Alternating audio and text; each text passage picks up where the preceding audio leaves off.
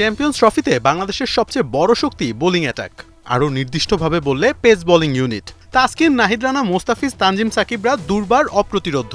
৮ দলের মধ্যে বাংলাদেশের পেস অ্যাটাক আছে প্রথম সারির দিকে। তবে ওয়ার্ম আপ ম্যাচে বড় আপসেট, ব্যাটারদের মতোই স্পটলাইট কাটতে পারেনি টাইগার বোলাররাও। 203 রানের মামুলি টার্গেট, দরকার ছিল early breakthrough. Nahid Rana এবং মেহেদী মিরাজ করলেনও তাই। 37 রানে তুলে নেন পাকিস্তানের 2 উইকেট। দলীয় 69 রানে তানজিম সাকিবের শিকার আজান ফেরেন।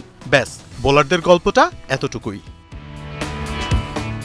তাসকিনরা এই ম্যাচে আলো ছড়াতে পারেননি। বাংলাদেশ 11 জনের মধ্যে বল করিয়েছে 8 জনকে দিয়েই। পেসারদের মধ্যে তাসকিন আহমেদ 5 ওভার বল করেছিলেন উইকেট শূন্য, তবে মেডেন পেয়েছেন 1 ওভার। প্রায় 5.5 ইকোনমিতে বল করে রান দিয়েছেন 20। এ ম্যাচে অবশ্য মাত্র 2 ওভারই করেছেন নাহিদ রানা, 11 রান দিয়ে পেয়েছেন 1 উইকেটের দেখা। নাহিদকে রেস্ট দিতেই হয়তো বেশি বোলিং করানো হয়নি। তবে এদিন দুর্দান্ত ছিলেন তানজিম সাকিব, করেছেন অলরাউন্ড পারফরমেন্স। ব্যাট হাতে করেছেন 30 রান, বল হাতে 4 ওভার করে প্রায় 4 ইকোনমিতে দিয়েছেন 15 রান, ঝুলিতে তুলেছেন 1 উইকেট। এছাড়া সৌম্যকেও বাজিয়ে দেখা হয়েছে, 2 ওভারে 17 রান দিয়েছেন সরকার।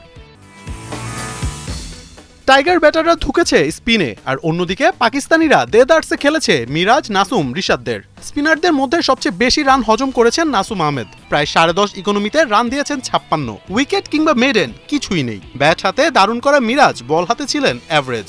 6 ওভারে 39 রান দিয়ে নিয়েছেন মাত্র 1 উইকেট। তবে কার্যকরী ছিলেন লেগ স্পিনার রিশাদ হোসেন, 5 ওভারে দিয়েছেন 15 রান, যদিও উইকেট পাননি এই লেগই।